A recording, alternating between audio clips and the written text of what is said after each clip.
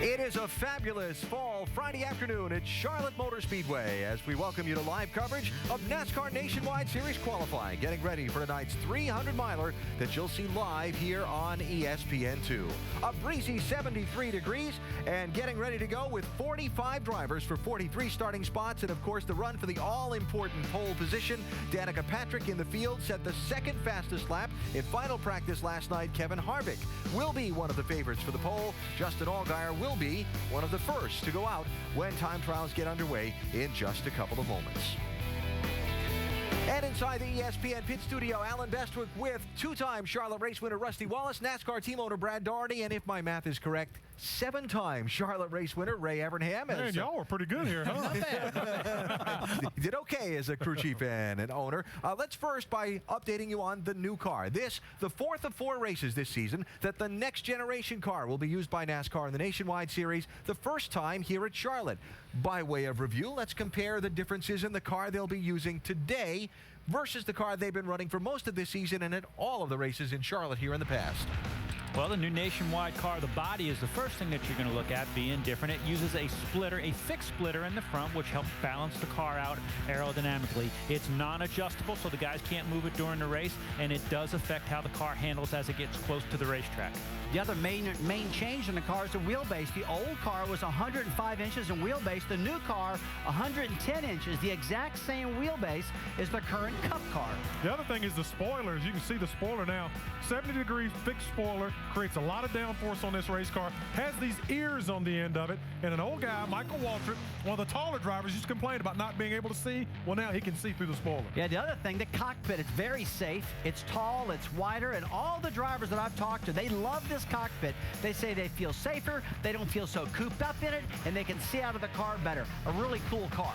So race number 4 for the next generation car for the NASCAR Nationwide Series at this track this weekend. So this particular mile-and-a-half track that's fast and can be a little fickle. What are we expecting in qualifying with this car right now? Well, I really think you're going to see some really fast speeds, Alan, and the guys in practice really like the way this car handled. I talked to a lot of them say, hey, we figured it out. And remember one thing, guys, they had an open practice session here on Wednesday. They tested all day long with this car at this particular track, and they really think they got it figured out. If they said the car feels good, it feels got good downforce and got good speed, so it's all thumbs up at the moment. Yeah, the only negatives I've heard all weekend long were from guys, and a guy like James Busher I talked to this morning. They said the car's just a little bit snug getting into the corner. So that's a good thing. They can work from there as opposed to it being very loose. I think we're going to see some great qualifying, fast speeds. Well, he's going to wish his car is good and snug because here at qualifying, it's a new car, but it is the same old racetrack. And with these Nationwide cars, they tend to get tighter during the race. And the key is it's a impound race, so they can't adjust on them a lot. They're going to have them free. So I think we're going to see probably the veterans up front, and I think we might see a few rookies get in trouble with a loose car during qualifying. We'll talk about weather conditions and how they'll affect qualifying versus the race tonight, too, as well as the time trials begin to unfold. As far as in the past 3 races with the next generation car, there you see the 3 winners and where they started. Starting up front appears to be fairly important. By the way, Brad Keselowski has won 2 of the 3 pole positions in the new car races. Missing from that list, anyone from Joe Gibbs Racing. And Doc, in the Nationwide Series, that's kind of different. It is different, Alan. Without a doubt, Joe Gibbs Racing has been the dominant team in the NASCAR Nationwide Series this year with a combined 10 poles and 15 wins between their 2 cars. But as you said, none of those poles and wins have come with this current generation car. Now, the crew chief tells me that what they've been dealing with is trying to get the car to turn in the middle of the corner. They finally got that fixed at Richmond. But coming here to Charlotte, they wanted to work on an aero package that would allow them to use the throttle and get back in the gas and keep the momentum up coming off the corner. They think they have found a way to do that. And if they have, look out for one or both these cars to be on the front row after qualifying today. Dave Burns? Hey, Doc, Danica Patrick is in this weekend's event, and in Danica news, announced today was that she will run the first 4 races of the 2011 season, Daytona, Phoenix, Vegas, and Bristol, and a partial schedule from there on out. In news here at Charlotte Motor Speedway, Danica has done just about everything Tony Eury Jr., the crew chief, has asked her to do to learn this racetrack. He says she's really adapted well. The one thing she hasn't adapted to yet or experienced, qualifying here in the middle of the day. This is different than any other track we go to. I think she can handle it, but it'll be just one more new thing for Danica Patrick. Alan?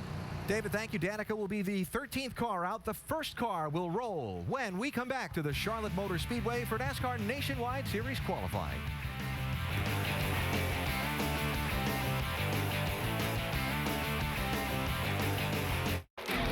NASCAR Nationwide Series qualifying is brought to you by DiGiorno. Taste, believe. It's not delivery, it's DiGiorno. It is time to roll with NASCAR Nationwide Series qualifying here at Charlotte Motor Speedway. 45 drivers for 43 spots. The man who draws the first number is Shelby Howard. Remember, the order of qualifying set by random draw with the cars that must make the race on time, all qualifying in a group at the end of the session. Green flag, and Howard is on the clock for the first of the time laps today. Now, while we watch Shelby Howard get going, let's talk about impound and weather conditions and so on. Right now, the temperature is 73 degrees. By the green flag tonight at 8 o'clock Eastern time, it's expected to be 58 degrees at this racetrack. By checkered flag time, it's expected to be 53, and it's a little breezy out there. Ooh, I'm glad I'm going to be sitting in this pit studio tonight when it's nice and cold out there and windy. But, hey, first time around the track for this new car, the new Nationwide car at this track in qualifying. It's been interesting to see how they're balanced from front to rear. I heard nothing except positive things out of the drivers yesterday, guys, talking about this car. Well, guys, I feel like that temperature change tonight is going to still make a big difference, because the guys have got to have these cars so free. They really don't know a lot about it yet. Going from day to night, this is a new car. This is the heated day. Charlotte is a very unforgiving track around this time of the afternoon, as you can see. And getting the #1 draw to go out first is probably not the best thing for him.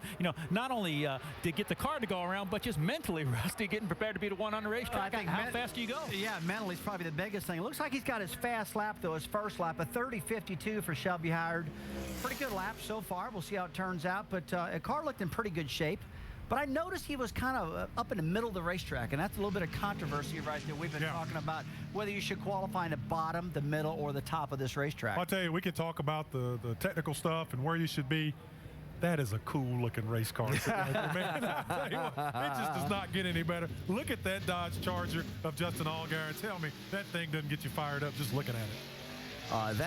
Now that's a good-looking hot rod. Mentioned the temperature a minute ago, and again, and I'll say this, yeah, it's in the low 70s now. A couple days ago, it was in the 90s here. So this is actually the weather, a little bit of a break for these guys as far as adjusting from qualifying to race time temperatures.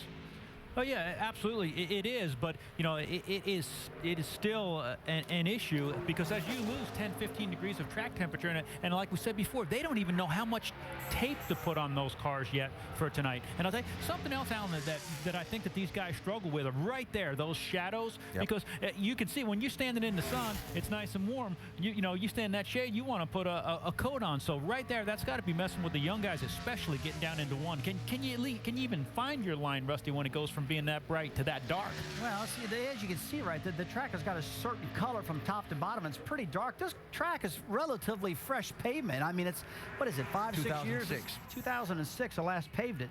So, hey, look at her out. Justin now got 30.01. Now, there's a good benchmark of how fast these cars are going to be, because yesterday, his fastest lap was a 30.33. So Allgaier puts up a number, and we'll see how long it holds up, because Kevin Harvick's going to be one of the guys rolling onto the racetrack here in just a couple of minutes. Early on in NASCAR Nationwide Series qualifying here at Charlotte Motor Speedway, a couple of cars have run. Number 3 out onto the racetrack is former champion in this series. Joe Nemechek is out. He was 12th fastest in final practice last night in this 87 car. And front row Joe looking to make a good showing for himself here at Charlotte today. One thing I've noticed about all these cars in practice times, the times were pretty close from top to bottom. I mean, the older car, you see big spreads, guys. You see one real fast car and a car not so fast. But these cars here, I mean, you look at the timesheet from last night, they were all very close. And I guess it's because, in fact, I know it's because the bodies are all identical, basically. Yeah, there's no fudging, so to speak, in any of these bodies. They're 100% square. So, yeah, we're going to see that. And as you see Joe here, he's looking to make his 325th nationwide start. This guy, 1992 champ in this series, and a veteran racer, been around quite a while. And we're still looking to find a little bit of that magic and get old Front Row Joe to victory lane. Yeah, Front Row Joe. He's the guy who got the first nickname, wasn't it? Yes, he qualified on so many pole positions they nicknamed him Front Row Joe. Interesting there. First lap, bottom of 1 and 2. middle of 3 and 4, then middle of 1 and 2 on the second lap, and bottom of 3 and 4 on the second lap. Talked to some of these guys yesterday about that, why they were using the belly, so to speak, of 3 and 4 like that. And then they say with these tapered spacers, they're really trying to get these cars wound up in one corner. So they're using one end of the corner to go fast and the other to get to the bottom. Doc, you got more? Yeah, Brad, it's a great point. But what I'm being told also by crew chiefs down here is that they've told a lot of the younger, lesser experienced drivers that because of all the shadows coming from the suites and towering grandstands in turns 1 and 2, there is a lot of grip in 1 and 2. You can run the bottom of the racetrack. But as you come sailing down the back straightaway, I was with the crew chief this morning, bottom in turn 3, we're going to be rolling the backup car out because you have no grip down there. The sun is baking the racetrack in 3 and 4. You got to stay in the middle groove or toward the top where there is some grip. Like a 16 car in the middle of the racetrack there, looking for grip, because if you get down low, the car's not going to hold the racetrack, and you're going to hit a ton. I never want to roll that backup car out, especially, Doc, in an impound race, right? When you only had a couple hours to turn around and get ready for the race, and you'd have to start the race unpracticed. Yeah, but someone's going to have to go down there, because that's, Rusty, do you buy that? That's the fastest way around a racetrack. I buy everything Jerry Punch says, but I don't know if I buy what that crew chief's telling Jerry Punch, you know? I mean, I don't know when a crew chief knew how grippy a racetrack was. I didn't know those guys drove the cars. Yeah, I think they're in 3 and 4. Wow. Ray Evernham, did you hear that? I heard him. I shot it right over the bow on you, buddy. How many poles you got here? A bunch of them. Second fastest. Well, then we better listen to him. Easy now, easy. Second fastest for Colin Brown in the Roush Fenway Ford Mustang, and a 31.05, about a 10th off Justin Allgaier's fast time so far. We are just underway with what's going to amount to 8 hours of NASCAR coverage on ESPN2 today, right after our Nationwide Series qualifying, Sprint Cup Series practice, followed by NASCAR Now, followed by Sprint Cup Series Happy Hour, followed by Countdown, and the NASCAR Nationwide Series Race Hour coverage tonight presented by Hellman's. I love it. Let's go racing, man. And then we take a little nap and we get ready for the Bank of America 500 at 7:30 Eastern tomorrow on ABC. Coverage there starting at 7 Eastern with NASCAR Countdown. Translation, we're going to be busy. Yeah. And we love it. A lot of practice. Yeah. Here's a guy who has really come on of late, Ricky Stenhouse Jr. Really struggled to start the season. All of a sudden has fired up some great results. And the new car races have been particularly good for Stenhouse. Yeah, and he's got a good lap going on here. He's a good kid, did struggle early in the season. He and crew chief Mike Kelly seem to be communicating really well. This kid, this is going to be good. Boy, I just lost it coming off of turn 4 there just a little bit. We'll see if he takes the second lap. Well, he's had a revitalized second half of the season. Jack Roush, his car owner, said that he would be better in the second half of the season. He's going to stick with him, and he has been. Hasn't done real well here at Charlotte, in both of his starts here. He's averaging about a 40th place finish, so let's see what happens with him. Doc, you got more on Ricky Stenhouse? Actually, Brad, we're standing with Justin Allgaier, waiting for Ricky to come back in. But let's check in with Justin here. Justin, you ran a 16 a lot quicker than in practice, but I noticed you're in the middle of the racetrack in 3 and 4. Why?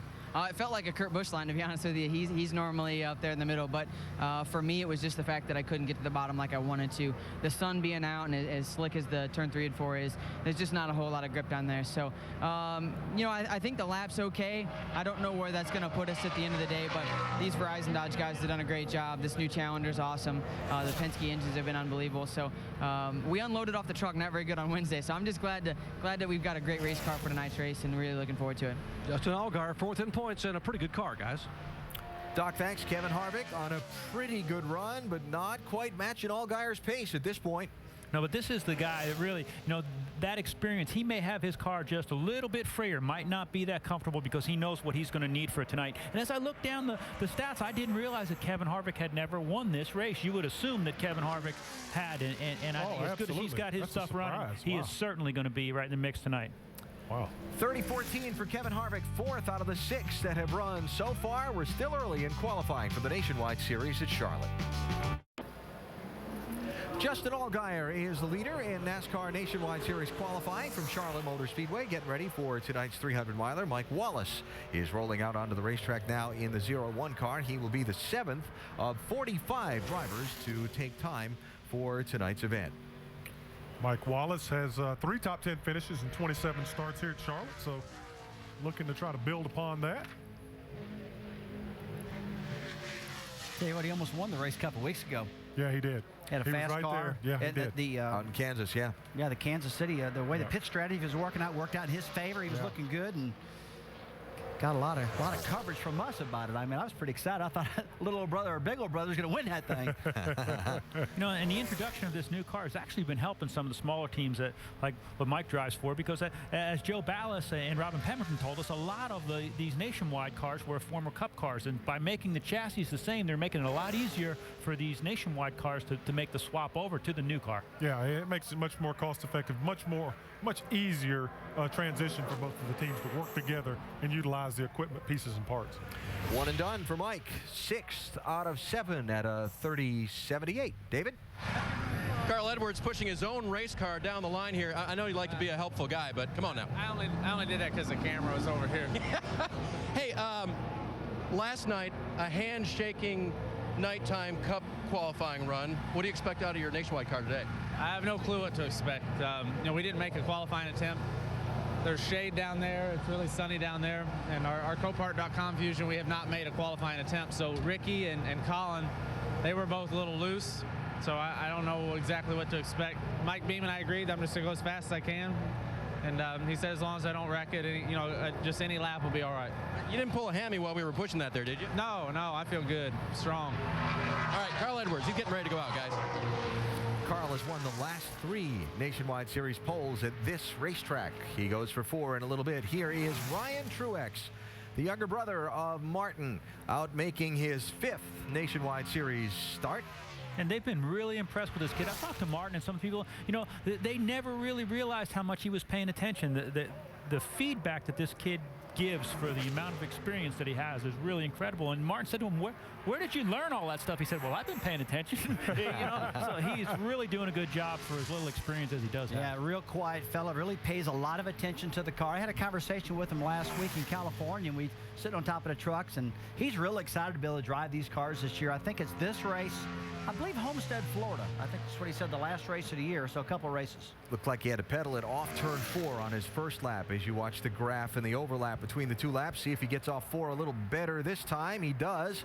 And it looks like he might be the first guy that lap 2 turns out to be the quicker of them. And it is 5th fastest for Ryan Truex at a 30.19. Doc? And we'll mosey over here and get in with Ricky Stenhouse here. We can. Ricky talking to some fans here, enjoying the sunshine in the afternoon. Ricky, we're talking about this new car and how so many guys have adapted well. You in particular, 2 of your top 5s have come with this new generation Nationwide car. Why do you like it so well? I just like it. I got a feel for it better. It's got a lot more front downforce on it. It's got some more rear side force, so you can run it sideways and feel it. And that's what I'm, you know, accustomed to with the sprint cars is filling the right rear and filling the side of the car. And with the Fusions, I haven't quite got that, but our Mustang's been awesome so far today and throughout this season when we've ran it. So we're really looking forward to tonight. That wasn't our best qualifying effort, a little too free, but overall I feel like tonight's going to be a good race for us. Hey, good luck to you. Thank you. Leading Rookie of the Year points, Alan. All right, Doc, watching Paul Menard flirt with that line where Justin Allgaier's time is on the current fastest lap. I tell you, eventually someone's going to have to get down, and it looked like Paul did in 1 and 2, got really close to the bottom of the racetrack, trying to take the short way around, but he fell off right there. Coming back, just not enough. Yeah, look at those times. And these times are so close. I mean, that Paul Menard's first lap's a 30.16. We got some 30.10s, 13s, 14s, 16s. He's still in it. Very tight. He's still in it.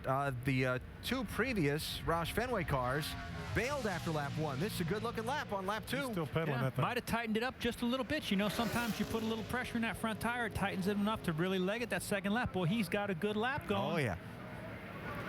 Here comes your new fast lap of the day. Paul Menard to the top of the board on his second lap. Menard down into the 29-second bracket, first driver to do so, 29.921, new leader in qualifying. Coming up shortly, Danica Patrick makes a run for the pole and for a good starting spot here at Charlotte. We'll be back for that one and more.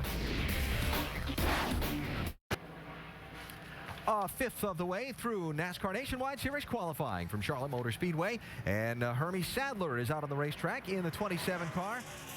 The look of these new Nationwide Series cars, I just love the character lines in the door of the Mustang. Now, I was telling some folks last night, when you look at the car, you think it's got the indentation in the door like the passenger Mustang does. That's just decaling to make it look that way, but it's one of the things that NASCAR and Ford work together on to make this race car look more like the street Mustang that it's named after, and I just think it's cool. They're so good looking. I called the Dodge a Charger earlier. It's actually the Challenger. Challenger, yeah. Yeah, but I mean, they're so good looking. They're so identifiable that it's fun to watch. So, but we got Hermie here, who obviously is a past participant in the Nationwide Series for many years. Got about 258 starts in this series and has won multiple races. I talked to him this morning. Very excited about this opportunity to be here before the home crowd to see what he can do. Need some speed on this one. First lap put Hermie 10th out of 10 that have gone so far. Wow, that was an interesting exit of turn 4. He looked like he had his hands full there. And bailed and shut her down. Way too bad, man. I'm sorry. There's your answer. Yeah. So Hermie Sadler 10th out of 10 for the moment. David. Alan, yesterday in mock qualifying runs about this time of day, Joey Logano's time was the fastest of anybody and better than Paul Menard's current time. So can you duplicate with all this swirling wind and the heat of this day? I hope so. I think the track time's pretty close to what it was when we made our mock run there yesterday. So I think we had the game stop to it better. It was definitely a lot better than what we had in Michigan.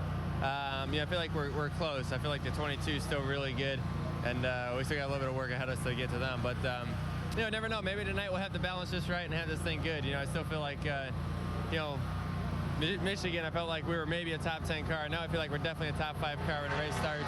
And hopefully we get it right and be there at the end and win this thing. That'd be cool. I got a cool looking paint scheme this week. I don't know if anyone's seen the Guitar Heroes on it. It's really cool. So it'd be a cool car to get in victory lane for sure. Flames and sparks and everything down here, Alan. Yeah, flames, stripes. We'll probably see some sparks too later on at night after sundown. Joey Logano getting ready to go. Now here's David Ruderman in the 11 car. He's going to run 3 races in this car for the rest of this season. This one, Texas and Miami. And how's that lap going to be? 7th quick, 30, 25. Not too good for him right now, but he hasn't been in a Nationwide car much at all this year. But I will tell you, I'm hearing a lot of Cup guys are coming up to us talking about wanting to drive these cars. They think they could learn a lot off the current, off this new Nationwide car for their Cup cars. So this doesn't surprise me that David's going to run 3 races this year. Yeah, and you can see on the first lap there, he had a really good lap. And, in the second, third, fourth place would have been top 5 for sure. And just coming off of 4, really lost it. So, in the direction that the sun is right now, Rusty and Brad, it's getting pretty slick over there. We're seeing a lot of guys just, they've got a good lap, but they've got enough temperature in those tires right there just to break them free and have to get out of the throttle. It kills their speed coming to the start-finish line. Keep an eye on that in turn 4 as we go. Ruderman, 7th fastest. First lap was the better of his 2. So Carl Edwards is coming out onto the racetrack now. Carl is our in-race reporter for the 300 tonight. And if you'd like to submit a question that we could ask Carl during the race, go to ESPN.com, keyword ask the driver, then tune in tonight at 7:30 Eastern and see if your question is chosen for our telecast. So Carl says he hasn't done a qualifying run in this new car yet, so he doesn't know what to expect at all. Had a lot of practice in the car on Wednesday and yesterday, but didn't put the tape on the front, put it in a full qualifying run, so has really no idea what to feel. Now, the older car, they pretty well knew what to expect, but this car, they don't. He's been pretty strong here. He's won the pole for the last 3 nationwide races here at Charlotte, so let's see if he can back that up. What were the instructions from Mike Beam? Go as fast as you can without wrecking it. Good suggestion. Is that what he just told? Yeah. He told us a minute ago. He's going fast, not quite fast enough. Watching that trend. Spinning the wrong way. Okay, losing time in 4. He took a real late entry getting into turn 3 and tried to pull that car down and got it pretty far down, but it really doesn't look like it sped the car up. You pointed out yesterday, Rusty, how this track kind of falls off as it comes off of turn 4 there before you start to angle back to the tri-oval. If you watch all these trackers, that's where guys are really losing it today. You see them lose speed right there as they come off of turn 4 where you pointed out yesterday. I mean, you see that, we talked about the second lap, the car's tightening up a little bit on the scuff tires and right building there. up the pressure. It just builds it up a little bit and tightens it up just slightly. So he might be a little bit faster, but not going to be a pole shot. Yeah, you see it drop off right there. Jumps up to 3rd on his second lap. So 3 drivers have been quicker on their second lap, and 2 of them are in the top 3 spots. Menard on the pole, and Edwards now in 3rd position. His streak of Nationwide Series pole positions at this racetrack is broken. Well, here she comes. Danica Patrick who impressed many last week when she got the repeat run out in California. Now comes to Charlotte, where she's never run before. Rusty talked about the test day here on Wednesday, so recruited a little help to go out and help sort out the car before she got in it to try and feel her way around this racetrack. Co-sponsor driver Mark Martin. Yeah, but I mean, talk about a perfect person to ask for some help. Mark Martin, I mean, they're both about the same size, and Mark was able to jump in that car because they're about the same size and give her some really good feedback. And man, that is a great person to help you. Oh man, he is the best in the business and great mentors to many in this garage. And she took advantage of a full opportunity to sit and spend a day with Mark, and hopefully he helped her tremendously. Now, Danica did post the second fastest lap time in last night's final practice session. Let's see where she's going to shake out here. Tracking 9th for the moment. Going to kick the timing lights in 8th position on lap 1. Let's see if she goes for 2. Car looks a little bit loose to me. It looks like it was wagging the tail getting down into turn 1 there, actually. But again, might be a little bit quicker here. Crew Chief Tony Geary had a lot of really good things to say about her and the things that they've learned. Really looking forward to running some consistent races here week after week. Found out a little bit more what she needed for qualifying and talking to her. That a little car bit got there. Wow. I heard the rear tires. Sorry, engine pushed way up. Engine pushed way up. That's the tires breaking loose. And the RPM's going higher. That's about the 3rd or 4th person we've seen really have troubles getting through turn 4 and have to bail on a lap. Yeah. So Danica's going to settle in 8th position out of 13 that have Not run bad. so far. And again, it's tricky turn 4 like we were discussing a minute ago. You watch these cars, they're in a little bit of a four-wheel drift when they come into this corner anyway, trying to keep that speed momentum. She just takes it up the track, Rusty. It looks like a little bit high and angles it wrong. Yeah, usually these folks are loose in that corner. She was actually pushing the front end. I saw the tires, but hey, I want to point out one thing before we leave her. She was 2nd fastest in practice last night. Yeah. You got to be able to know how to stand on the gas to pull something like that off in a new car. That was pretty impressive. She's got the talent to do it. All right, Jason Leffler, green flag. We check in with Don. And Paul Menard right now, the provisional pole sitter. And Paul, you were the first of the drivers to begin the trend of taking a second lap. Did you know that lap number 2 was going to be even better, and it was awfully doggone good? These cars just don't have any power, so I've always kind of run 2 in these cars. I was kind of surprised everybody else ran 1 before me, but I planned on running 2. I actually thought the second lap wasn't going to be as good, just, you know, everything gets hot and tires lose grip, but I carried more speed coming to the white than I did coming to the green, and I think that's just a little bit of difference that took. All right, Paul Menard right now sitting at the top of the speed charts, guys. All right, Doc, thanks. And again, look at that graph on Jason Leffler's first lap. That right in the middle of 3 and 4 is giving people a lot of fits. Yeah, I tell you, it's just so hard down in that corner, that little valley, to get through those 2 corners and make them match up and get off of 4 clean. It is so difficult. Guys, I tell you, one thing I should bring up, though, the wind is really blowing hard down the back straightaway, and right in the middle of turn 3 and 4, it's trying to blow you up the track, the wind is. So you think it's pushing the nose up the track? Well, I don't know if it is or not, Brad. I think it could have an effect, though. Sure. So 10th fastest for Jason Leffler out of 14 that have gone so far. A total of 45 to take time for the Nationwide Series race here in Charlotte. About a third of the way into today's qualifying session for the NASCAR Nationwide Series, leading up to tonight's 300-miler that you'll see live here on ESPN2. Paul Menard has the fastest lap so far. Here is Brian Scott in the Benton 09 car, fighting through turn 4 like everybody else has been. That on his warm-up lap. Started 8th back here in May and actually ended up having a rough day, finished 33rd. But we've seen him this season. He's had a pretty good season thus far. Changed rides here about 3/4 of the way through the season, and looking forward to some opportunities in the future. But bright young future for this young man. He drove the Toyota all year long for Braun Racing, and that deal fell apart. And he had some great runs in that car. I remember second at Chicago, and really running good. He's probably got a bright future next year. Here he's doing some talking to Joe Gibbs Racing. And this particular car, this team, won the race in Montreal, Canada with Boris Said driving. So they do have a win this year. Looked like he stepped out there and did the bump just for a second with turn 4 wall. What do you think, Alan? I don't know if he got it, but if he did, close one. He scared it. Yeah. 10th fastest on that first lap and going for 2 here for Brian Scott. Looked like he got a little bit loose coming off of 2 there, but this place is so line sensitive, and you talk about the bumps and whatnot. They hit a bump and move up ahead. Whoa, look out! Well, just started to say, look, that back of that car looks a little bit scared. He did the bump the last time, and that time he really did the bump. Same spot. I see Scott Zippindelli. You're all good there. Just take care of your tires. You're all good. He did the bump the first time, and he did the thump the second time. The second time.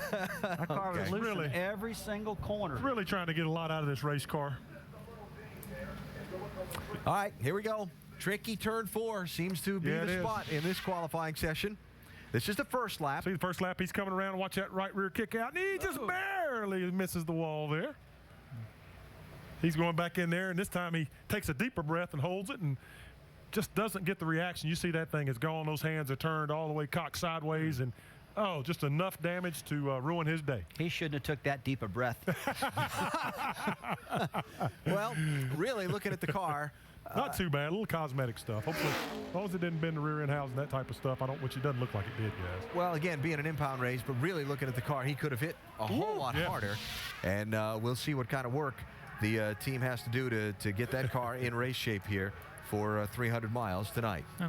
We talked about, yesterday that it's not only slick there, Rusty, but that's where that banking drops off. Yep, so you actually starting to lose some banking, and as it flattens out, your car's going to have a tendency to if it's pushing, it's going to push worse. If it's loose, it's going to get looser. Now, let's talk about that a little bit more, Alan, in tonight's race. And guys, right there on the exit of turn 4, we're all talking about that banking really falls off big time, right where those trucks are parked at.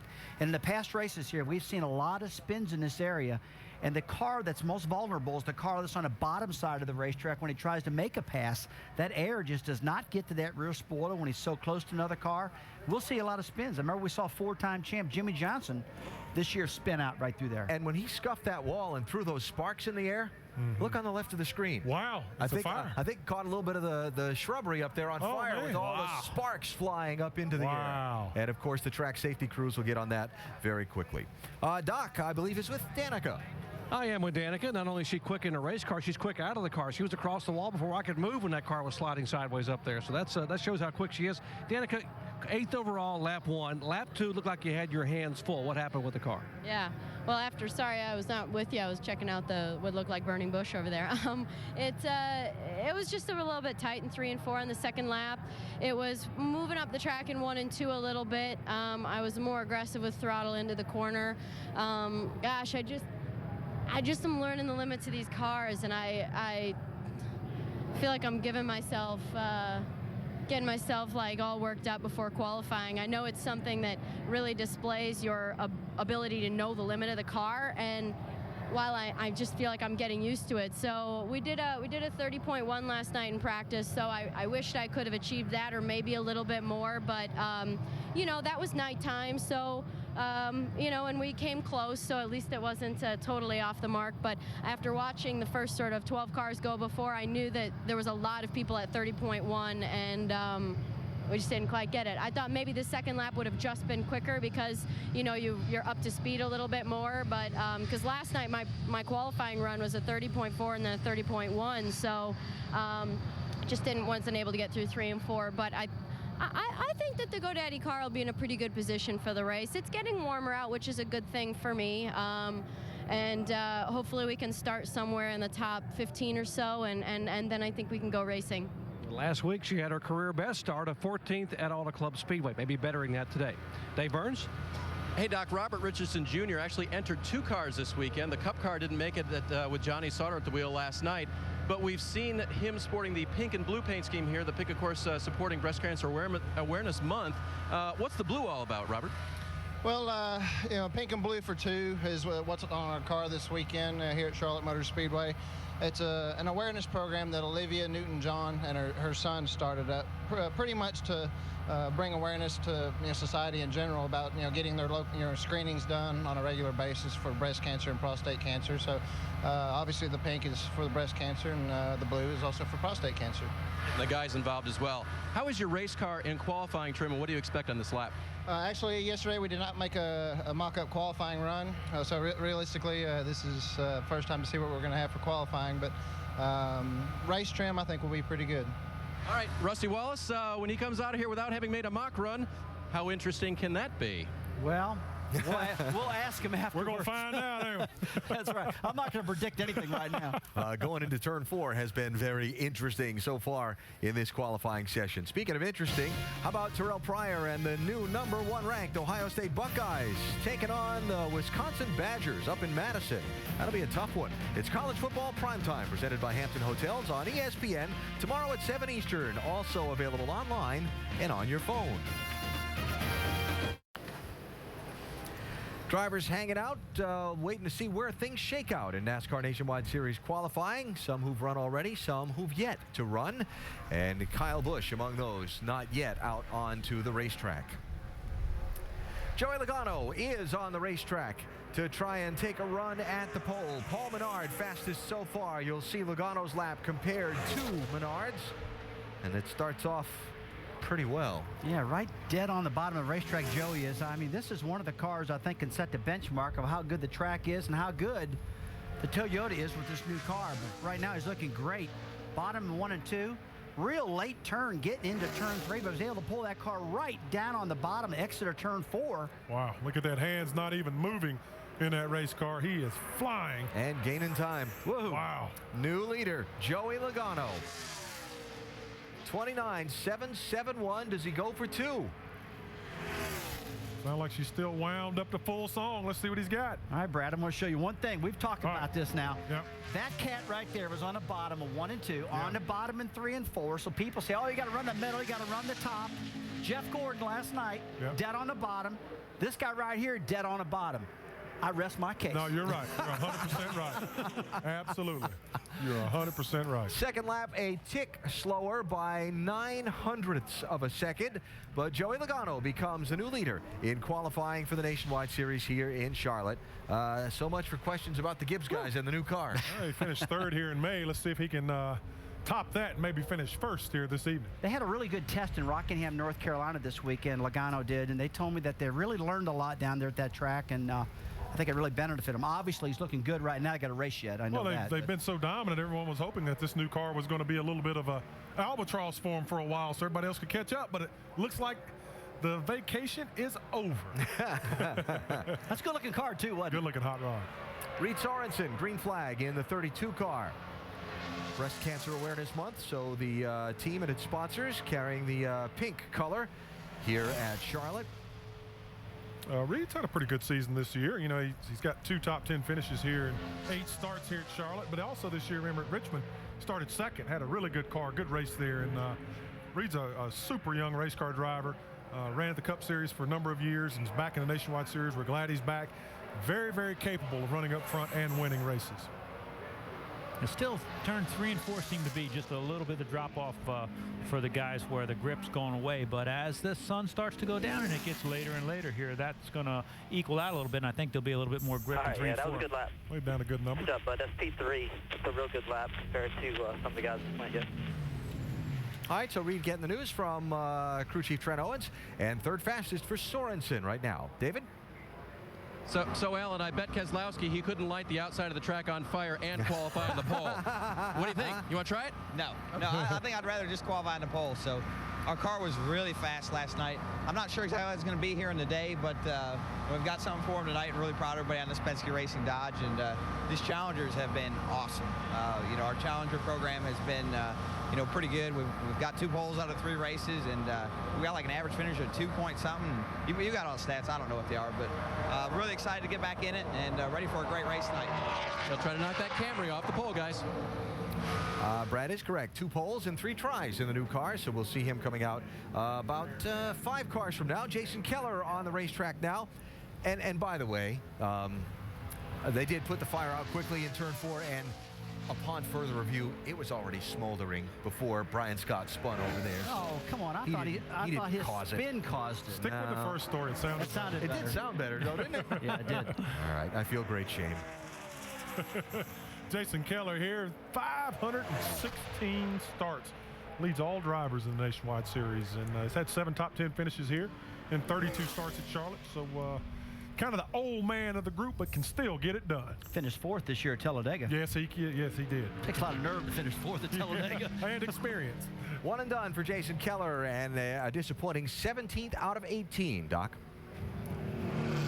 Joey Logano climbing out of his car, and we talked at the top of the show. Joey, we were talking about how the Joe Gibbs guys hadn't won a pole or a race with the new car, but you guys thought you had caught up coming here this weekend. I think you have caught up. 29.771. What a lap. I think it's pretty good. We'll see. We went testing down in Rockingham last week for a couple of days, and Kevin Kidd and Radcliffe both went down there, and I feel like we definitely gained on these things a lot. And you know, when we unloaded for that test day the other day, I felt like we had a lot more speed in this thing. So I feel like we got good speed on the front side. We got a couple more bullets to dodge here coming up, 22, and I think Kyle is going to be pretty good too. So we'll see what it puts us. You know, it felt just as good as I did in practice there. So not sure what else we could have done to make it a little bit faster, but I think it's a pretty good lap. I'll see if it holds up. That'd be pretty close, I think. All right, worried about his teammate, Kyle Busch. If teammate doesn't get him, it'll be his 7th pole of the year.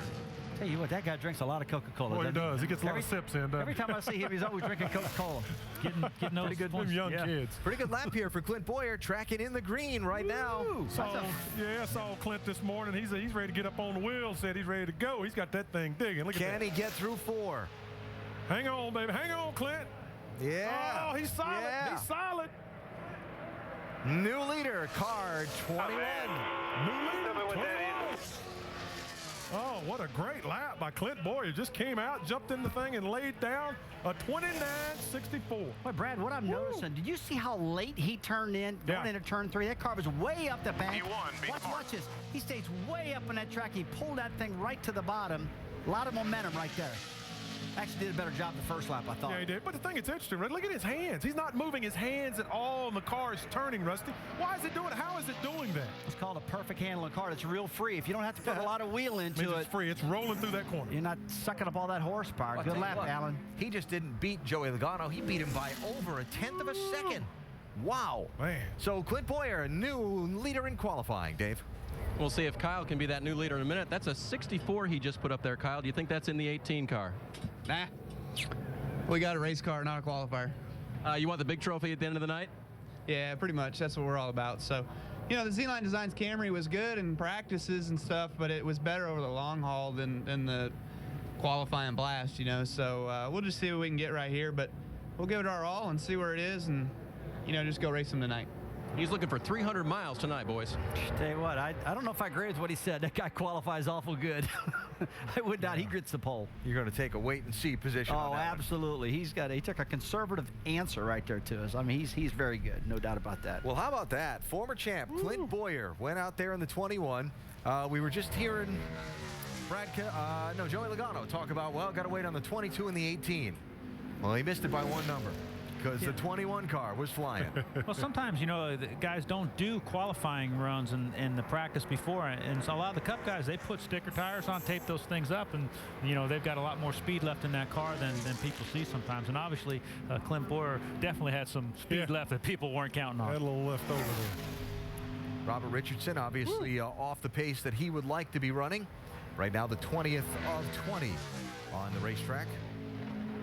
Heard from him a minute ago. Team trying to support awareness for some charitable causes. While, like everyone else, they search for sponsorship to try and improve their racing efforts. Richardson, again, going to be 20th out of 20 with the second of his 2 laps. We are right in the middle of a long day's night of NASCAR coverage from here in Charlotte on ESPN2. There's Uptown, as they call it around here. Following our qualifying Sprint Cup Series practice, followed by NASCAR Now, followed by Sprint Cup Series Happy Hour, followed by Countdown and the Nationwide Series race. Our coverage tonight presented by Hellman's. Then tomorrow, don't forget, it's the Bank of America 500. That big building there in the middle of the screen, that's Bank of America's headquarters.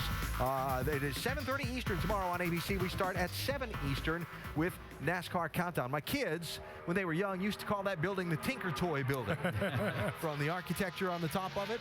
Man, I tell you what, I see one thing. I see a bad-looking hot rod. That is the best-looking race car at the racetrack, Russ. I don't know how fast it is, but it's nasty-looking, boy. Man, I just love the flames in that car. Good I'm not saying that because that's my car, but that is one pretty car right there. That is a pretty race car. That's you. You always like things meticulous and shiny and well done. That's good looking. You got that from Roger Penske. I did. It doesn't cost any more money. Had the best-looking stuff. Trouble getting off turn 4. Turn 4. Like so many guys. Yeah. We better run another lap and figure it out. 13th on the first lap at a 30, what is that, 28? Yeah, 30-28. Steve's best finish here has been 17th back in 09, so let's see if he can improve upon that today, get a good starting spot. Let's see if he can get through 3 and 4 this time a little better. About the same. Yep, just about identical. This will be a little bit quicker. Yeah, picked up the 10th position, picked up almost a 10th of a second that second lap. So that momentum that Paul Menard was talking about earlier in the show, looks like that helps. So Steve Wallace, 10th out of 21 as we go downstairs to Doc. I was just telling Clint Boyer he might have set a record for the fastest driver ever with a chicken on his fire suit to qualify here in a nationwide car. Good lap, man. 64. Did you have any idea you'd be that quick? Yeah, the old chicken coop is pretty fast, but you know, it drove pretty good. I was a little bit loose in, and then I cut the corner off in 3 and got tied off of 4 a little bit. But that's all I had, man. I just barely cracked it getting in and went back wide open with it. Got a shot tonight? I hope so. You know, this new car program, everybody at RCR's worked hard on. And, you know, every time we're in this new car, we're starting to show some signs of improvement. So I'm excited about tonight, seeing what we got. You know, I think we went out and practiced and started at a 50 and ended at a 65. So I don't think the speeds are going to fall off much. And as it cools off tonight, that's going to be more. So track position is going to be everything. All right, Clint Boyer, guys. Might not be the pole sitter for long, Doc. Brad Keselowski's on the racetrack. It's close. Here he comes to 3 and 4, where so many have had trouble. Oh, it's going to go in the wrong way right now. I see our tracker. He's just losing a little bit of speed off of that corner. About a 10th off of Clint Boyer. Yeah, 29.73, 1 and done. Yeah, exactly. Right about a 10th slower than Clint. Lost it all off of turn 4, Alan. So Keselowski slides into the number 2 position, and we're just a couple of cars away from Kyle Busch coming out onto the racetrack. Boyer hangs on to the pole for now. What was the movie they filmed here at Charlotte? Burt Reynolds and wasn't Stroker Race. And wasn't it a chicken suit or? Yeah, I remember that. That's funny. Stroker Race. Yeah. Okay. Well, you know Clint Boyer's a big Kansas Chicken Hawk fan, so I thought that's what he was representing. Does that make Richard Childress Clyde Torkel? I'll let you ask him that. There you go. So Kansas Clint is on top in Nationwide Series qualifying so far. Here comes Michael Annett. Clyde Torkel. Bad, man. Michael Annett. He had a bad week last week in California. Blew that right front tire. Yeah. Right in the middle of turn 3 and 4. Ooh, had trouble in the middle of 1 and 2. I'll tell you though, I really like the way this young man approaches things. He's a real aggressive race car driver. He's got a lot of stick-to-itiveness. I think eventually he's gonna have a breakthrough evening, win a race, and the floodgates will open up. He'll win multiple races. Really like this young man's attitude. Yeah, he's gonna have to try for 2. I mean, he's finished in the top 15, 2 of his 3 starts here, so very capable. Really good seeing Valvoline on the side of that car. That's looks good. Looks like Mark Martin's old car. That company's been around for a long time. They've really supported NASCAR. The car looks really good. Yeah. Second lap, kind of tracking the same as the first. Michael, check that, 18th on the first of his 2 laps. Finished 7th at Iowa this year, Rusty, out at your place. Yeah, it's his home track. Yeah, man. Father's from Des Moines, Iowa. Got a big business there. TMC Trucking Company. Okay. And lap number 2 a little bit slower, so Michael Annett 18th out of 23 so far. Well, here comes the man who has simply dominated Nationwide Series racing at this track. Kyle Busch has won the last 2 here, 4 of the last 5. And if it wasn't for a rain shower kind of shuffling up things, probably would have won the 5th as well. Now can they do it in the new car is the question, as Kyle tries to break a tie with Mark Martin and become the all-time leading Nationwide Series winner at this racetrack. That's later tonight. You heard him say he feels like he's got a race car. I expect him still to qualify well, but that's where that experience comes in, knowing what you need to come out of the daytime qualifying in tonight. And this is where Kyle's really good. Works on his own cars, knows a lot about it, and he'll be able to judge exactly where he is right now. You can see he's just a little bit off coming off the corner, which says it may be a little bit free. And we can judge exactly where he is. He's about a 10th and climbing to 2/10 off of Clint Boyer's time. He was yesterday, Brad. He was like 5th in one practice session, 7th in the other. Kind of stayed in the top 10 the whole day, though. Oh yeah, that's where he's going to be. I mean, you got to realize this guy has led, laps in 24 of his 25 starts this year. So we know what he's capable of doing. He has dominated this season. Even though Brad Keselowski's going to win a championship in this series, Kyle Busch has been the man. He is just unbelievable. Going for 2, and this one tracking a little bit better than the first. A little bit. But spinning the wrong way there in 3 and 4. Well, those are 2. Yikes. Wow. It almost was spinning the wrong way there. It was. I was going to say those are 2 pretty consistent lines on the graph there. And Kyle Busch runs 9,000ths of a second slower on his second lap than the first. Yeah, those are consistent laps. An 02 to an 03. 7th out of 24 for Kyle Busch as he looks to roll to victory lane again. Probably a Hall of Famer somewhere years down the road for Kyle, huh? Yes, sir. NASCAR Nationwide Series qualifying on a fabulous fall afternoon here in Charlotte, North Carolina. We are at 24 of 45 drivers having completed their runs, and Mike Bliss is number 25 out on the racetrack now. First lap, not going as well as he would like. Showing down about 24th right now for the veteran. Bliss, former winner here. Without question, this has been his best track in the Nationwide Series. Bliss, a 2-time winner here at Charlotte, including just a couple of years ago when he took advantage of a little strategy situation and managed to outrun Kyle Busch and Brendan Gaughan for the victory. You know, Mike Bliss has been a veteran, been around a long time. I had teams that raced against him back in the Truck Series. Just a really, really good race car driver. Just love to see him get a great opportunity like he had earlier this year when he drove Kevin and Elena Harvick's car at Nashville, finished 5th there. You know, he's got so much talent, and he's really working hard and helping this team as best he can, but really like to see him have an opportunity to drive that 33 car again.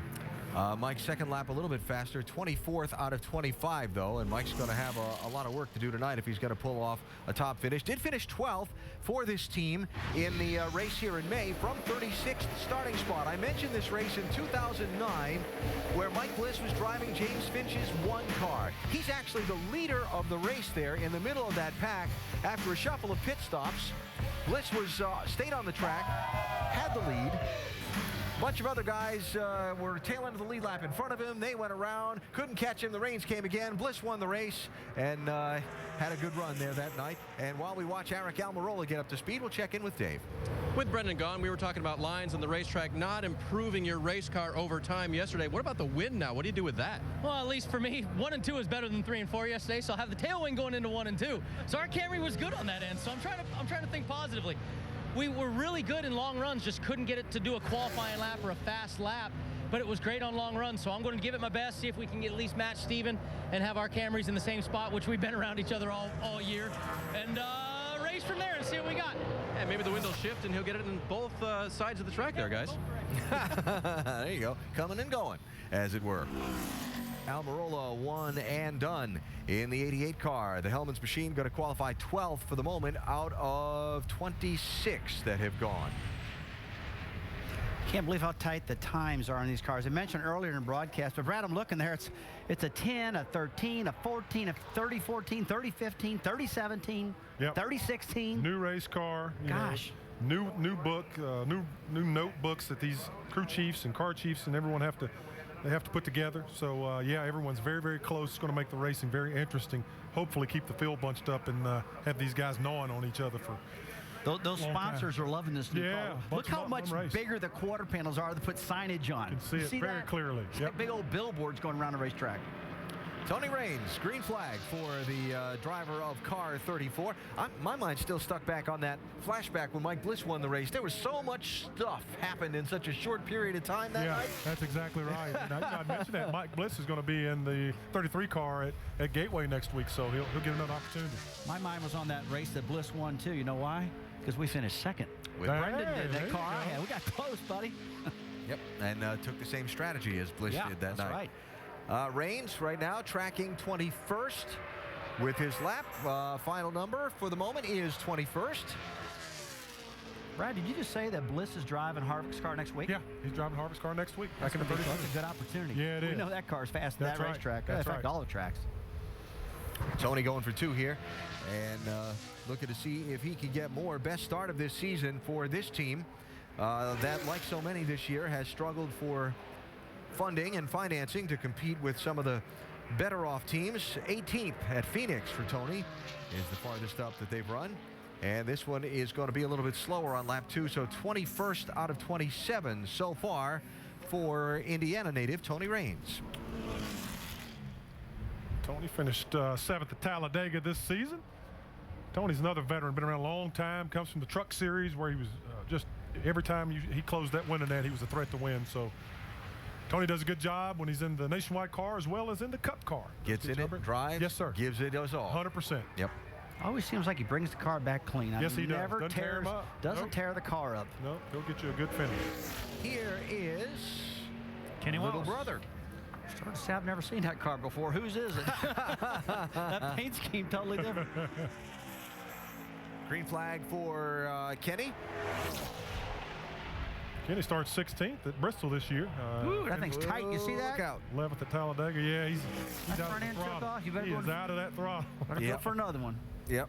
Bottoming out so bad I can't even drive it. Oh, man, he's bottoming out, Rusty, in race. That means he's hitting the cross member and hitting the splitter, doesn't And it? when that stuff's dragging, the front tires aren't working. And, you know, with these cars are coil bound as compared to bump stops that they run on the Cup cars. So you just can't put a little spacer shim. You know, they're putting Packers in to raise them. So these guys qualifying these things here for the first time don't really know how much they're going to travel. And as they get down, you know, once you're locked in with that front coil spring, and then you're locked in on how far they can raise them. Now, Joe Ballas and the guys did let them raise them an extra 1/8 of an inch to try and avoid that. But obviously it didn't help Kenny as much as he needed. I think they made a change on their car last night, too, and started this qualifying run cold turkey and really not knowing what to expect out of this, and obviously it didn't work.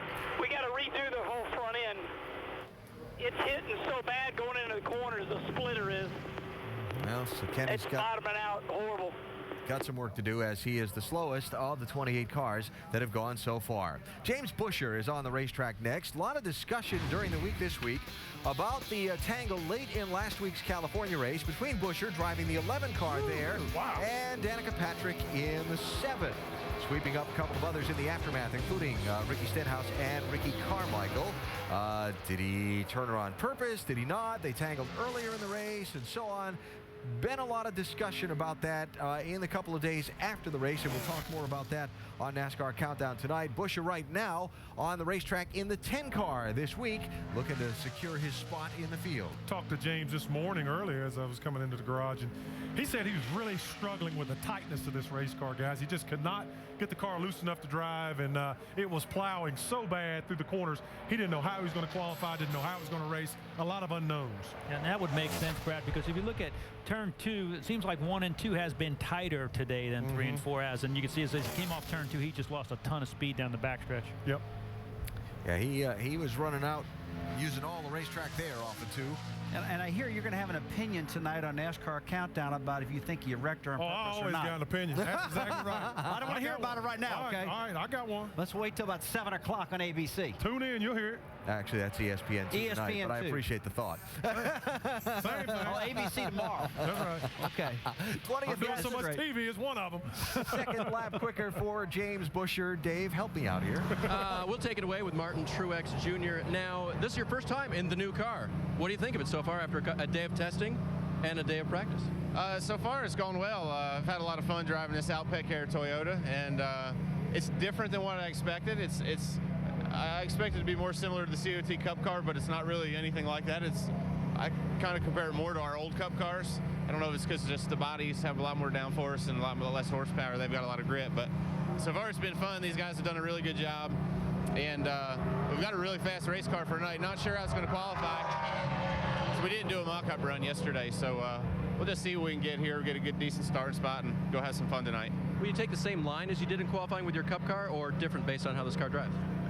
The fast guys are on the bottom, so yeah, I'd say run the bottom, see what happens. All right, good luck. Martin Truex in the 00 this weekend, Alan. And we'll be one of those guys that has to make the race on time, David, as we watch Brendan Gaughan. Brad, where's he going? Where in the world he's going? He's going the wrong way. He runs high in the racetrack every week in the race. Now, it's qualifying. We've got to get down to the bottom for this one. That's exactly right. You just heard Martin Truex say the fast guys are on the bottom. He didn't even try to go to the bottom. No. You need to talk to him. I'm going to have a talk when we get done. Oh, look out. So have we not been listening to me? 1 and 2. Tried to go in full throttle for you. He needs to be piped into this show so he can figure out what he's supposed to do. Now, what he said is he wanted to try and get close to Steven's time. Steven is 13th. Brendan is 17th right now. I don't think it's going to be any better. And second lap is going to leave him in 17th position. Steven ran a 30.28, Rusty. Brendan ran a 30. Steve ran a 17. 37. A 17 to a 37. Yeah, 2/10 off of him. Clint Boyer is the fastest in qualifying so far. We're coming back for more in just a minute. Time for the Go or Go Homers. Should have run lower. I agree. About a third of the way into today's qualifying session for the NASCAR Nationwide Series, leading up to tonight's 300-miler that you'll see live here on ESPN2. Paul Menard has the fastest lap so far. Here is Brian Scott in the Benton 09 car, fighting through turn 4 like everybody else has been. That on his warm-up lap. Started 8th back here in May and actually ended up having a rough day, finished 33rd. But we've seen him this season. He's had a pretty good season thus far. Changed rides here about 3/4 of the way through the season, and looking forward to some opportunities in the future. But bright young future for this young man. He drove the Toyota all year long for Braun Racing, and that deal fell apart. And he had some great runs in that car. I remember second at Chicago, and really running good. He's probably got a bright future next year. Here he's doing some talking to Joe Gibbs Racing. And this particular car, this team won the race in Montreal, Canada with Boris Said driving. So they do have a win this year. Looked like he stepped out there and did the bump just for a second with turn 4 wall. What do you think, Alan? I don't know if he got it, but if he did, close one. He scared it. Yeah. 10th fastest on that first lap and going for 2 here for Brian Scott.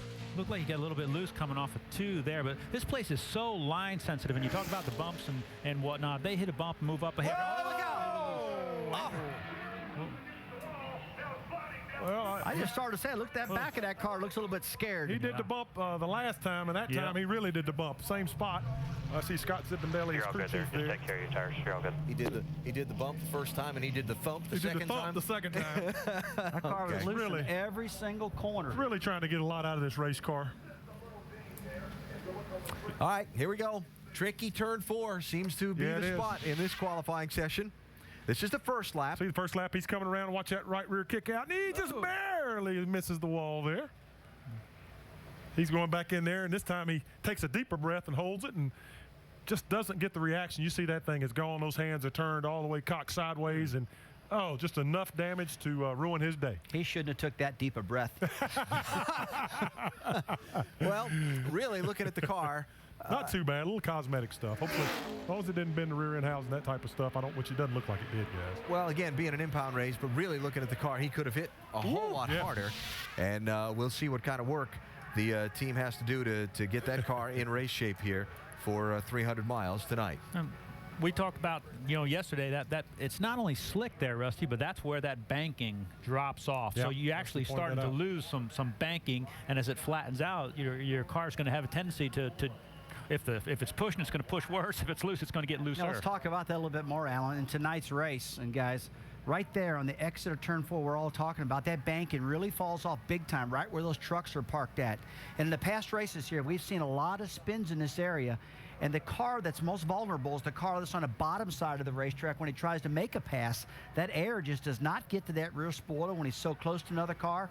We'll see a lot of spins. I remember we saw 4-time champ Jimmy Johnson this year spin out right through there. And when he scuffed that wall and threw those sparks in the air, look on the left of the screen. Wow, I think caught a little bit of the shrubbery up there on fire with all the sparks flying up into the air. And of course, the track safety crews will get on that very quickly. Doc, I believe, is with Danica. I am with Danica. Not only is she quick in a race car, she's quick out of the car. She was across the wall before I could move when that car was sliding sideways up there. So that shows how quick she is. Danica, 8th overall, lap 1. Lap 2 looked like you had your hands full. What happened with the car? Yeah. Well, sorry I was not with you. I was checking out what looked like burning bush over there. It was just a little bit tight in 3 and 4 on the second lap. It was moving up the track in 1 and 2 a little bit. I was more aggressive with throttle into the corner. Gosh, I just am learning the limits of these cars, and I feel like I'm getting myself like all worked up before qualifying. I know it's something that really displays your ability to know the limit of the car, and while I just feel like I'm getting used to it. So we did a 30.1 last night in practice, so I wished I could have achieved that or maybe a little bit more, but that was nighttime, so and we came close, so at least it wasn't totally off the mark. But after watching the first sort of 12 cars go before, I knew that there was a lot of people at 30.1, and we just didn't quite get it. I thought maybe the second lap would have just been quicker because, you know, you're up to speed a little bit more. But because last night my qualifying run was a 30.4 and then a 30.1, so just wasn't able to get through 3 and 4. But I think that the GoDaddy car will be in a pretty good position for the race. It's getting warmer out, which is a good thing for me. And hopefully we can start somewhere in the top 15 or so, and then I think we can go racing. Last week she had her career best start of 14th at Auto Club Speedway, maybe bettering that today. Dave Burns? Hey, Doc, Robert Richardson Jr. actually entered 2 cars this weekend. The Cup car didn't make it with Johnny Sauter at the wheel last night, but we've seen him sporting the pink and blue paint scheme here. The pink, of course, supporting Breast Cancer Awareness Month. What's the blue all about, Robert? Well, you know, pink and blue for 2 is what's on our car this weekend here at Charlotte Motor Speedway. It's an awareness program that Olivia Newton-John and her son started up pretty much to bring awareness to society in general about getting their local screenings done on a regular basis for breast cancer and prostate cancer. So obviously the pink is for the breast cancer, and the blue is also for prostate cancer. The guys involved as well. How is your race car in qualifying trim, and what do you expect on this lap? Actually, yesterday we did not make a mock-up qualifying run, so realistically this is first time to see what we're going to have for qualifying, but race trim I think will be pretty good. All right, Rusty Wallace, when he comes out of here without having made a mock run, how interesting can that be? Well, we'll ask him after. We're going to find out, ain't we? That's right. I'm not going to predict anything right now. Going into turn 4 has been very interesting so far in this qualifying session. Speaking of interesting, how about Terrell Pryor and the new #1 ranked Ohio State Buckeyes taking on the Wisconsin Badgers up in Madison? That'll be a tough one. It's college football primetime presented by Hampton Hotels on ESPN tomorrow at 7 Eastern. Also available online and on your phone. 11 cars to go in qualifying for the NASCAR Nationwide Series race, which you will see tonight. Coverage presented by Hellman's on ESPN2, starting at 7:30 Eastern. On the track now is Morgan Shepherd in car 89, but something's gone wrong here. He's off the pace already on his warm-up lap. It's not good. Morgan Shepherd, 1983 won the pole here. We'll have to follow up and see what has happened to this 89 car. He was on his warm-up lap on the back straightaway and bailed and has come back down pit road. It's not like I said it won't go. Maybe an ignition box or something like that, Ray? Could be. We've seen some electrical problems here and there, but, you just never know. You practice these cars, and then you go through, you take the plugs in, out them, do plug checks like that, and they don't get on track again until you get ready to qualify. So it could be any number of things, Brad. Rusty looking at me off camera and saying, does that mean he misses the race? Yeah, I believe it does. I think so. It does. I am so used to him getting in every single race. He's had to qualify, but this is a really sad story for Morgan Shepherd. I mean, no budget, and I'm thinking, I can't believe that. Yeah, he is not in the top 30 in owner points in the Nationwide Series, and he had to qualify on time. Here is 2-time series champion Martin Truex Jr. on the clock. Going to compare his time to Clint Boyer's pole sitting lap. Truex ran the 9th quickest lap in final practice last night. 10 poles, 13 wins in the Nationwide Series. Look at this, so close. He's got the hammer down right now. He's only, look how tight he is to the pole on our tracker in the upper right there. Get through here. Can he get through 3 and 4? Time there. Lost it right there. He's on the bottom, though. Here he comes. A little four-wheel drift off the corner. About a tenth and just a little less. Picking it back up, picking it back up, picking it back up. Does he go for 2? Make it 4th fastest on the first lap for Truex. I would stay going. Well, he is down on the bottom of that thing, rooting for asphalt. That's the competitor in you saying I'd go for it. Yeah, look at it. Look at that tracker. Staying in the green. All right, here we go. Right here. We get into 3. It's Can so we tight. hang on. Well, he got out early. He may get in early. Get it. Oh, boy. Go. He's got it aimed straight. Go. No, not moving. Second lap, a tick slower, so 4th quickest for Martin Truex Jr. behind Boyer, Brad Keselowski, and Joey Logano. Dave? And checking in with Trevor Bayne. Trevor, do you plan 1 lap only, and what would make you change your mind if so? I think so. I think you got to play it conservative here since we have to make it on time and we need to keep this car in one piece. But, you know, if I feel like I leave a little bit out there and can still get some more comfortably, I think we'll go for a second lap. It looks like the speed has been on the first lap, fortunately for us. So, and my teammates, they laid down some laps up there. It looks like they're all in the top 12 right now. So that sets the standard for us. We'll see if we can get this number 17 up there with them. It's a major decision to make on the fly, Doc.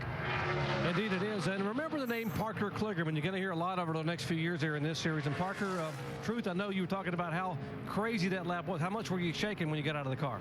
Hey, man, every time we do these late afternoon, sun beat on the track, qualifying sessions, it's really a test of your car control because every time you come off the most slick corner, which is either the 4 or 2, whenever the sun's baking on it, you're just holding on for dear life. And, you know, in our situation, we're going to go home.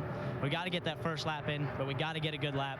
And, you know, it's the highest pressure thing you could do, but I'm thankful for all these guys here on this 26 team and Dodge and Penske Racing for giving us the opportunity to be out here and have that kind of pressure on us. And, you know, we've been doing really well with it lately, 7th and 6th place qualifying all over the place, so, and highest non-cup driver. So, you know, really having a lot of fun doing it. He indeed passed the pressure test, guys. All right, Doc, thanks. Kelly Byers has locked himself into the race on his first lap. Well, he goes down into 3 and almost gets on the apron. He's so low on the racetrack, and he has really knocked the bottom out of this second lap. Good lap. And the second lap actually a little bit faster than the first one was. Kelly Byers 21st overall, and again locks himself in to the race. Morgan Shepherd and Kevin LePage right now, the 2 drivers of the Go or Go Homers who are still at risk with 8 cars to go. Clint Boyer looking on as Rocket Man comes onto the racetrack. Ryan Newman. He stood up for that one. You see that? Yeah, this guy has won 9 poles here at Charlotte, including in May. So he's going to stand up. Won this race back in 2005 as well. He was 3rd quick last night. Stood up to say, who's that going on? Is that Newman? Okay. I better hold my breath. This bad boy wide open. All right, well, here he comes to the green flag. We'll compare Ryan Newman's time to Clint Boyer's in the tracker. Rusty, with this tapered spacer, you can run these cars wide open around here, can't you?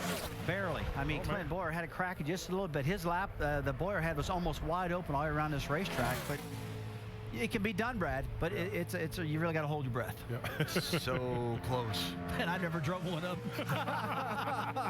I'm just doing a little play-by-play about what I'm thinking.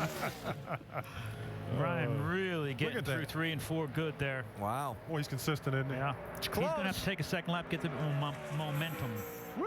Second quick. 74 thousandths of a second off of Boyer's time. Got some pretty good horsepower under that hood, too. He's got Hendrick engines in that car. Didn't get off turn 2. So Ryan Newman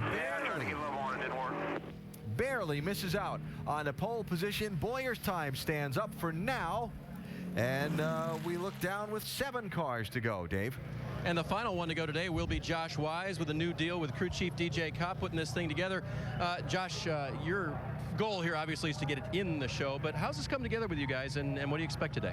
You know, DJ actually changes tires on the 7 car when I run for Dale Jr., so that's how I met him, and he's been working on this for a while and had a relationship with Ingersoll Rand and his company, overthewallcrew.com, and he just worked hard and got it together, and thankfully he asked me to drive it, so we're here and just got to get it in the show now.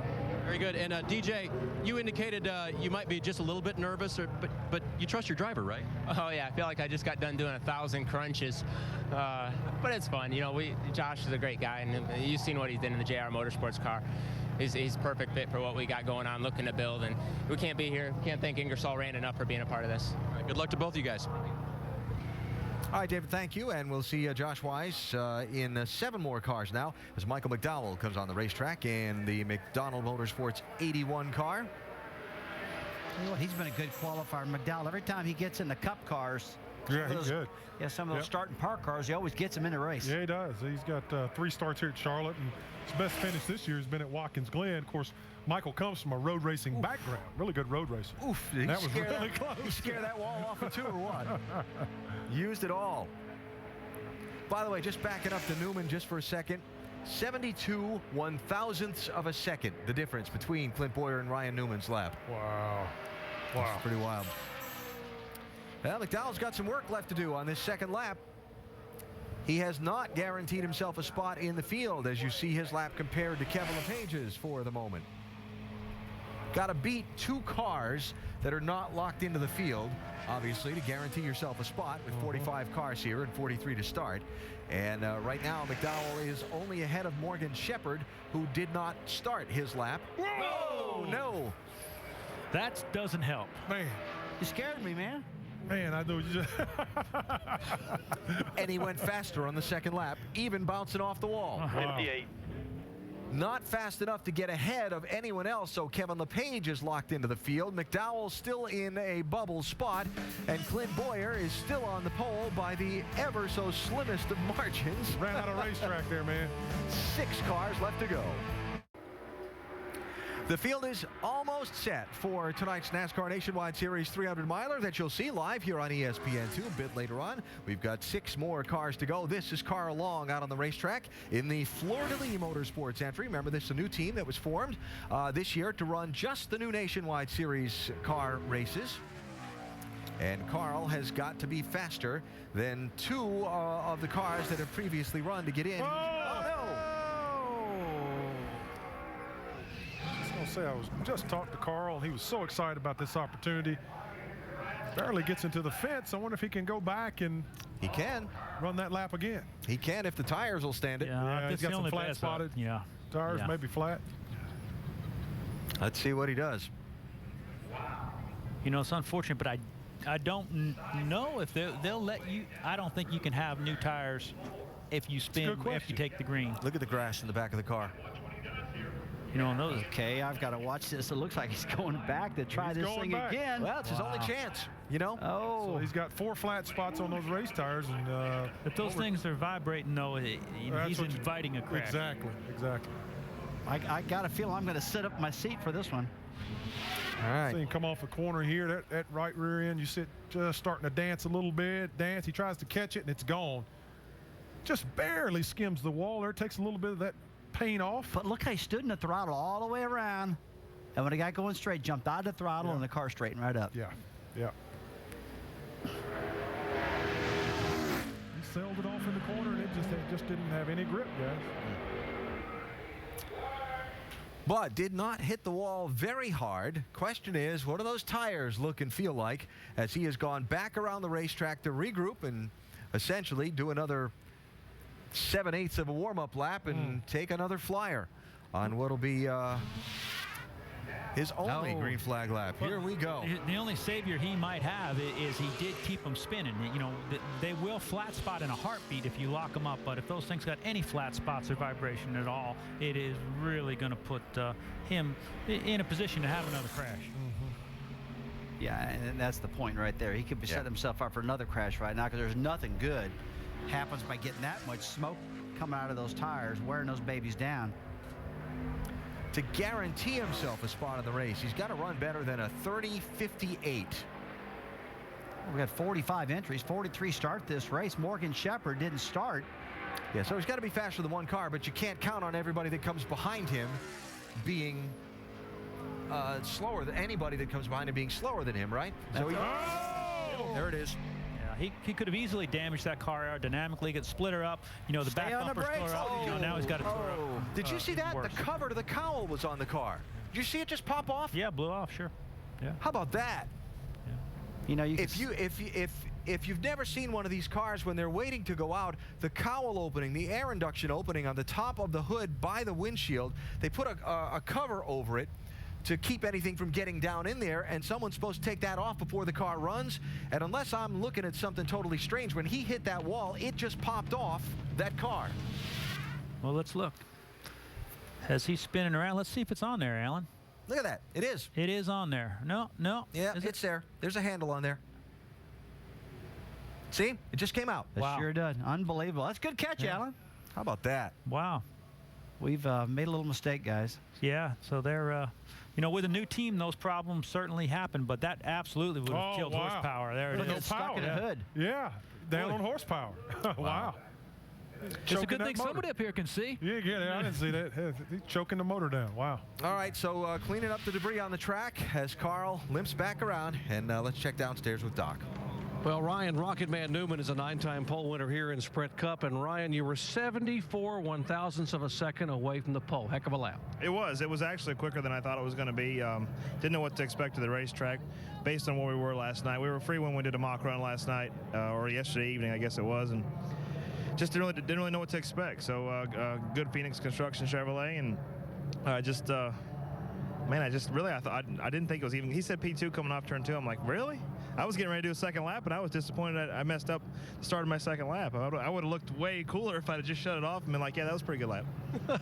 Ryan Newman having some fun there, guys. Right now he'll be on the front row when we roll to the green flag. Yeah, there you go, Doc. And right now alongside Clint Boyer as we sit with 5 cars remaining in qualifying and track being cleaned up after Carl Long spun twice on his qualifying laps. The second time doing some damage to the 68 machine and really putting a hurting on Carl's day. Final cars in NASCAR Nationwide Series qualifying rolling off. Jeremy Clements has locked himself into the field with the 20th fastest lap on the day. Second one of his, the quicker of the two. Michael McDowell is also locked in right now. It is Carl Long and Morgan Shepherd who are down the bottom of the stack and in danger of not making the race. Here is Trevor Bayne. Heard from him a little while ago saying they just needed to not wreck this car. Well, it looks like that's going to be hard to do. This young man has sat on 3 poles this year and is a great qualifier. A little bit of pressure because of that. So I expect him to be up on the wheel real aggressively here. Yeah, he's got it. Looks like he's got it locked in on the first lap there, and now, you know, he's probably going to try and pick that up a little bit. Oh, that's where we get in trouble. He had a pretty good practice yesterday, though, guys. He was 9th fastest in practice, so something's went disarray since yesterday with this car. Those are 2 very conservative laps and very consistent laps, and I think, again, following through on that, this is the only car we've got. We don't have a backup. Don't wreck it. Shows a lot of maturity by Trevor Bayne. All right, so Trevor locked in. Second lap jumps him up to 25th out of 42. And we saw Morgan Shepherd not even start his qualifying run earlier. Dave, what happened? I had a chance to talk to Morgan just a minute ago. By the way, 69-year-old Morgan Shepherd as of Tuesday. Still one of my heroes for still doing this. He said the car that they were working on was a car they were familiar with. They started the weekend with a car they weren't familiar with, one that Richard Childress gave to them. They had to abandon that first car, and when they went to the second car, they didn't have enough time to work on it. And when he went on the track today, he said it was scraping the ground as soon as he got into the turn. He knew it would be a bad deal if he kept driving that race car, and so he just pulled it in. We'll see him next week at Gateway. Dr. Punch? And Dave, little news in the upper part of the grid here. We're being told by several engine builders that NASCAR has told them after this race they will impound engines from each manufacturer's car and take several of those engines down the street to the R&D center and test them. Now, the speculation is by the Toyota and Chevrolet teams that beginning 2011, after this test, NASCAR will probably open up the tapered spacer a little more for the Toyota and the new Chevy engine with an eye toward making these cars, this new generation nationwide car, even more competitive to begin the year. All right, Doc, thanks for the update. Jeff Green locking himself into the field, 33rd fastest on his first lap overall. That's some pretty good news out of Doc, what he had to say. We've been hearing some of that. A lot of the teams, Dodge has 2 engines, the new engine and their older engine. Actually, the older engines, the older engines seem like they're outrunning some of the new engines. Yeah. I think NASCAR wants to get rid of all that now. Second lap for Jeff Green, a little bit slower, but again, he's locked into the field. 33rd out of 43 that have gone so far for the former series champ Jeff Green, and just 2 cars left to go. Well, if you look across outside of turns 1 and 2, you'll see downtown, and right in the middle of downtown, there's the home of the Carolina Panthers. We use that as the backdrop to talk a little football. Tomorrow night, Terrell Pryor and the #1 Ohio State Buckeyes head up to Madison to take on John Clay and the Wisconsin Badgers. College football prime time, presented by Hampton Hotels on ESPN. Tomorrow at 7 Eastern, also available online and on your phone. I thought Boise State was #1. What happened to Boise State? Can't get no love for Boise State. That may be a discussion when the BCS rankings come out here after this week's games, right? Yeah. Here is Eric McClure's second to last car to go. And if you're one of these guys, knowing what's happened to Morgan Shepherd and Carl Long, really it becomes just don't wreck it. Don't spin. Get a lap in and you're in the show.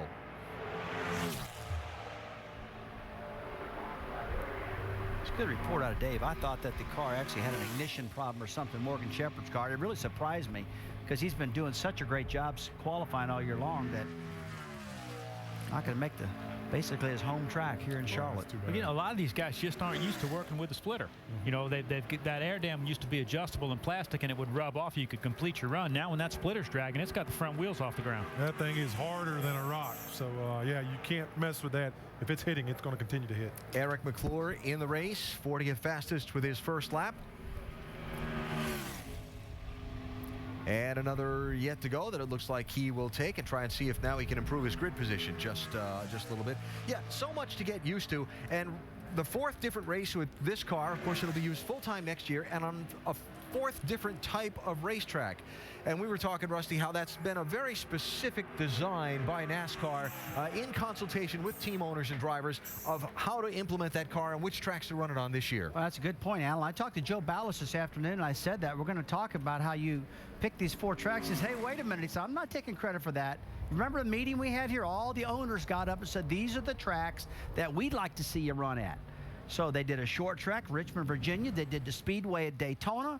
They did the 2 mile at Michigan. Now the 1.5 mile here in Charlotte. 4 different distinct types of track. And everybody kind of wanted to see how this car would perform. And obviously it's performed pretty good for those 2 guys. Yep, there's your front row there. Waiting for it to become official after 1 more car runs and posing for some photos for the fans that are lucky enough to have pit passes here at Charlotte today. And here's your final car to run. Josh Wise heard the interview a little while ago. I believe that was with Dave down on the grid with crew chief DJ Kopp and Josh climbing aboard this ride for the weekend.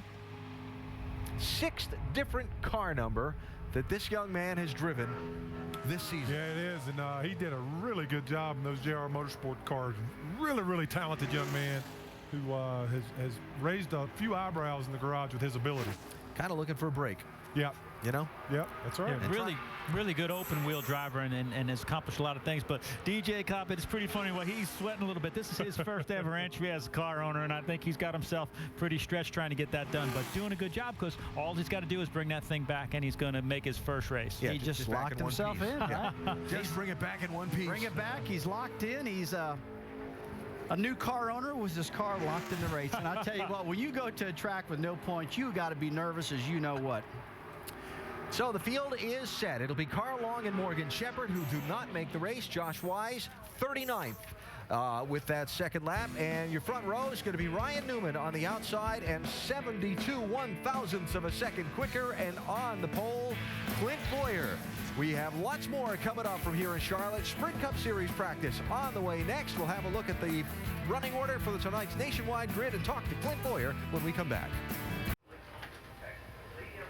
It was close, 72 thousandths of a second, but Clint Boyer edged Ryan Newman to grab pole position for tonight's race. His first Nationwide Series pole here at Charlotte. Dr. Jerry Punch is with him.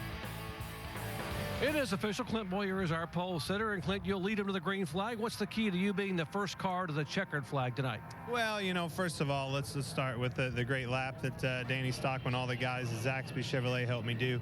He sits on a lot of poles with Austin Dillon, and he got me a pole there. So hats off to them guys. Track position is going to be everything, so starting up front is going to be big. But, you know, it's going to be a long, hard-fought battle all night long, and I'm looking forward to it. Good luck to you. Thank you. Clint Boyer. Alan?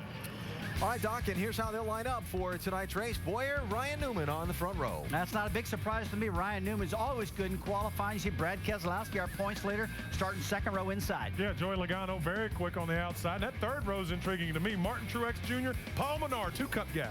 Yeah, you're looking back about 14th spot, that 33 Kevin Harvick. Yeah. Watch that car come from the back tonight. Danica qualified in the 18th position for this one, back in row number 9 in her first try here at Charlotte. A little farther back in the field, Brian Scott, remember, had the spin on his qualifying lap, still managed to get in row 11. See James Busher back there in row 15 on the outside. Has got himself in a little controversy with Danica Patrick last week. See how he does tonight. Josh Wise gets into the race with DJ Kopp as crew chief tonight. Be interesting to watch those guys evening. And the final 3 starters in the field. Eric McClure gets the last spot in the field. So, Nationwide Series qualifying is over. It's time for Sprint Cup Series practice. Let's go upstairs to Marty Reed, Dale Jarrett, and Andy Petrie, guys.